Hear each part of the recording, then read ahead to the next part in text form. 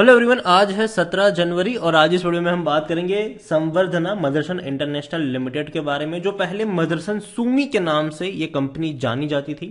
74 rupees का ये share है और हाल फिलहाल में एक बहुत बड़ी ब्लॉक डील यहां पर हुई है और उसके बारे में हम डिस्कस भी करेंगे। लेकिन उससे पहले अगर आपने अभी तक चैनल को सब्सक्राइब नहीं किया है तो प्लीज अभी इसे सब्सक्राइब कर लीजिए, क्योंकि आगे भी बहुत सारे वीडियोस हैं जो आपको काफी ज्यादा हेल्प करेंगे।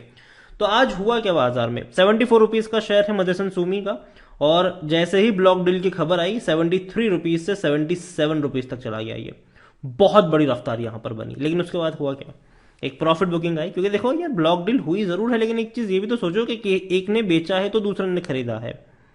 यहां पर अगर एक महीने की अगर हम बात करें तो पिछले एक महीने में मदरसन सुमी के शेयर में तकरीबन 5% की तेजी भी है। 70 रुपए से भी नीचे शेयर चला गया था, 66 रुपीज तक गया था, बेहतरीन तेजी बनी, 78 79 तक गया। लेकिन उसके बाद क्या, वापस टूट रहा है ये। अगर हम बात करें पिछले एक साल की, तो पिछले एक साल में मदरसन सुमी का जो शेयर है उसमें तकरीबन 40% की गिरावट है।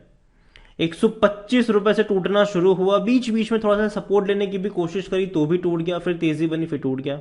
देखो 62 रुपीज तक का लो बना है यहां पर, और जो हाई था 125 रुपए का था, वहां से टूटकर नीचे आया जरूर है। लार्ज कैप शेयर है ये, 50,000 करोड़ से भी ज्यादा का इसका मार्केट कैप है, और बीएससी में वॉल्यूम 11 करोड़ के है, उससे ज्यादा के ही है। और एनएससी में देखा जाए तो यहां पर 3.5 से 4.25 करोड़ का वॉल्यूम। तो बहुत बड़ी ब्लॉक डील का ये भी असर है यहां पर। और देखा जाए तो देखो कंपनी अच्छी है, ठीक है, रेवेन्यू शानदार है, 18,000 करोड़ से भी ज्यादा के रेवेन्यू है और 250 करोड़ के आसपास के प्रॉफिट्स हैं, जो कि अच्छे प्रॉफिट्स है, अच्छे रेवेन्यू है, चाहे पिछले साल से कंपेयर करो या फिर पिछले क्वार्टर से। ग्रोथ यहां पर है रेवेन्यू में भी और प्रॉफिट में भी, और आगे भी रहेगा ये ग्रोथ। मदरसन सुमी की अगर हम बात करें तो मदरसन सुमी में according to Moneycontrol user सिर्फ 12% लोग ही है जो बेचने की बात करें, वरना 88% लोग कह रहे खरीदारी करो। आज की जो ब्लॉक डील है, ठीक है, यहां पर अगर बात करो तो 1.60% का स्टेक बेचा गया है संवर्धन मदरसन सुमी में वाया ब्लॉक डील के थ्रू। लेकिन किसी ने बेचा है तो किसी ने खरीदा भी है यहां पर, ठीक है। अब यहां पर देखोगे तो यहां पर सोजिस कॉर्पोरेशन जो है उन्होंने 1.60% का स्टेक बेचा है मदरसन सुमी में, according to CNBC TV report. और जो डील साइज है वो $92 मिलियन की है। और यहां पर आप देखेंगे डील जो है वो एक्सपेक्ट करी किस प्राइस पर हुई है, 71 रुपीज पर शेयर। तो 71 रुपीज पर बेची गई है इतनी क्वांटिटी, तो जाहिर सी बात है थोड़ी बहुत गिरावट बनती है। और यहां पर आप देखो तो अक्टूबर लास्ट ईयर में देखोगे तो इनके पास 2.83% की होल्डिंग थी, 2.83% की होल्डिंग थी, जिनमें से इन्होंने कुछ शेयर ऑफलोड किए भले ही, लेकिन अभी भी कुछ क्वांटिटी इनके पास बनी हुई है। और 2020 की अगर हम बात करें तो मदरसन सुमी ने अनाउंस भी किया था भैया अपना नया बिजनेस जो है उसको अनाउंस भी किया था। आप देखिए संवर्धना जो अलग हुआ था यहाँ पर, और इसके अलावा इनका एक वायरिंग बिजनेस भी है, वो भी यहाँ से अलग हुआ है और वो भी अच्छे खासे प्राइस पे ट्रेड कर रहा है। मदरसन सुमी के बारे में अगर हम देखें तो मदरसन सुमी में मोतीलाल ओसवाल की बाइंग की रिकमेंडेशन है, 95 रुपीज का टारगेट है। एम की ग्लोबल की बाइंग की रिकमेंडेशन है, 94 रुपीज का टारगेट है। यस सिक्योरिटीज की बाइंग की रिकमेंडेशन है, 93 रुपीज का टारगेट है। और काफी बड़ी यहाँ पर ब्लॉक डील हुई जरूर, लेकिन अगर मैं बात करूं कंपनी के क्वार्टरली रिजल्ट्स की तो 8 फरवरी को इनके नतीजे आने वाले, अभी काफी वक्त है, ठीक है, काफी वक्त है रिजल्ट्स आने में। और कंपनी के रेवेन्यू अगर आप देखोगे ना तो पिछले 5 सालों से ऑलमोस्ट स्टेटिक है, मतलब कोई इंक्रीज वाला मूड नहीं है। लेकिन अब आएगा, क्योंकि 2 ही क्वार्टर में कंपनी जो है वो 35,000 करोड़ से ज्यादा का रेवेन्यू कमा चुकी है। इसी रफ्तार से भी बढ़ेंगे तो 70-75,000 करोड़ तक के रेवेन्यू होंगे, जो अब तक के सबसे हाईएस्ट रेवेन्यू होंगे, सबसे हाईएस्ट रेवेन्यू होंगे। और देखो मैंने पहले भी कहा था कि इनके रेवेन्यू में आपको ग्रोथ देखने को मिल सकती है। रीजन क्या है, क्योंकि देखो अब तक कंपनी जो थी ना वो अपने सिर्फ ऑटोमोबाइल बिजनेस पे फोकस कर रही थी, लेकिन अब कंपनी ने अपना फोकस जो है वो ऑटोमोबाइल पर रखा तो है, लेकिन साथ ही साथ कुछ नए और फोकस पॉइंट भी कंसिडर किए हैं, जिसमें से नॉन ऑटोमोबाइल बिजनेस है। कंपनी का टारगेट है कि 2025 तक का विजन इन्होंने लॉन्च भी किया था कि भैया 25% जितना रेवेन्यू इनका नॉन ऑटोमोबाइल बिजनेस से आना चाहिए, जिसमें एरोस्पेस से लेकर लॉजिस्टिक तक शामिल है। और एरोस्पेस में एक बड़ा ऑर्डर भी इनको मिला है बोइंग जैसी बड़ी कंपनी से। इसके अलावा कई छोटी मोटी कंपनियों को इन्होंने अक्वायर भी किया हुआ है।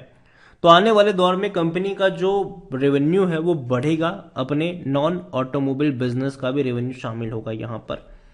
संवर्धना मदरसन की बात करी जाए तो भैया परफॉर्मेंस अच्छा नहीं है और वो क्लियरली दिख रहा है भैया। अगर आप एक साल का ग्राफ देखोगे तो क्लियरली वो दिख रहा है कि टूटा है, ये गंदे तरीके से टूटा है और अभी भी रिकवर नहीं हुआ है। ठीक है, वैल्यूएशन हालांकि ओवर वैल्यूड कह रहा है, लेकिन मुझे लगता नहीं कि ये ओवर वैल्यूड है। 59-60 का इसका पी रेशो है और सेक्टर पी है 138 का। ग्रोथ उतनी ज्यादा देखने को नहीं मिली है। प्रॉफिट डेफिनेटली कंपनी ने दिखाया जरूर है। 74% एनालिस्ट भी कह रहे हैं खरीदारी करो। और मदरसन सुमी के बारे में अगर मैं बात करूं तो मुझे जो एक चीज पसंद है यहाँ पर वो ये है कि शेयर प्राइस में आपको कोई इतना बड़ा जंप देखने को नहीं मिलेगा अगर आप 10 साल का ग्राफ देखोगे तो। लेकिन जो पैसा यहाँ पर बना है वो बोनस के थ्रू बना है। एक ही शेयर मल्टीप्लाई होकर कई गुना बन चुका है। भले ही आपको देखने में लग रहा हो कि भैया शेयर तो भैया 70-75 का है, लेकिन अगर आप इसके बोनस को भी काउंट करोगे तो बहुत बड़ा प्राइस निकल कर आएगा वो। 2022 में भी इसने बोनस दिया हुआ, इससे पहले 2018, 17, 15, 13 और उससे पहले भी कई बार दे चुकी है और आगे भी देगी। मदरसन सुमी का जो शेयर है ना, आज आपको 75 पे देखने को मिल रहा है। हो सकता है कि 3-4 साल बाद भी ये आपको 75-100 रुपए के आसपास ही देखने को मिले, लेकिन चेंज यहां पर ये होगा कि कंपनी तब तक 1-2 बार बोनस दे चुकी होगी। ठीक है, तो एक्चुअल प्राइस इसकी 2-3 गुना हो गई होगी। ठीक है, लेकिन प्राइस अगर आप देखोगे तो वही नजर आएगा आपको 75 रुपए का या 100 रुपए का। तो ये एक चीज है यहाँ पर कि पैसा जो बनता है वो दिखता नहीं है, क्योंकि कई बार मल्टीप्लाई हो चुका होता है।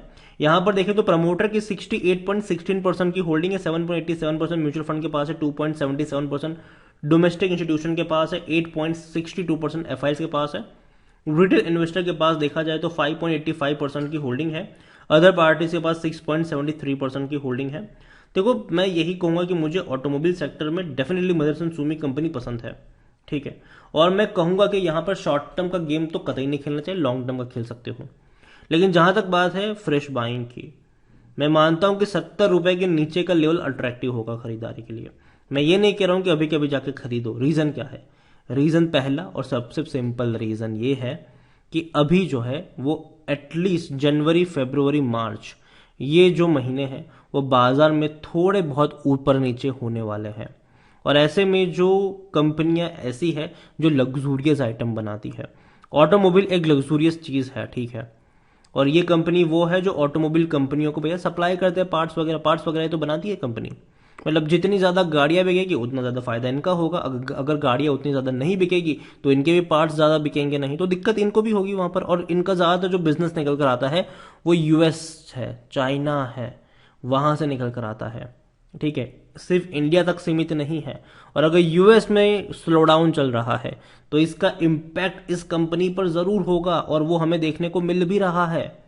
और यही वजह है कि थोड़े से करेक्शन का इंतजार करना चाहिए। 70 रुपए के नीचे अगर जाता है, थोड़ी सी क्वांटिटी ऐड करो, हर 5 रुपए की गिरावट में ऐड करते चले जाओ लॉन्ग टर्म के लिए।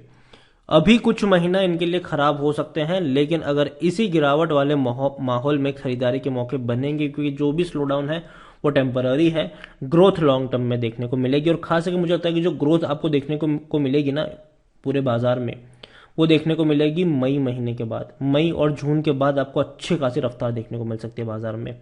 तब तक ये थोड़ा सा वक्त ऐसा होगा जरूर कि आपको मार्केट ऊपर नीचे साइडवेज होता नजर जरूर आएगा, लेकिन ऐसे में ही मौके जरूर बनेंगे। बाकी मर्जी आपकी है। वीडियो को यहीं पे एंड करूंगा। पसंद आया हो तो लाइक और शेयर कर, चैनल अगर पहली बार है तो प्लीज सब्सक्राइब करें। और संवर्धना मदरसन इंटरनेशनल के बारे में आप क्या सोचते हैं वो भी आप मुझे कमेंट में लिखकर बता सकते हैं। Thank you.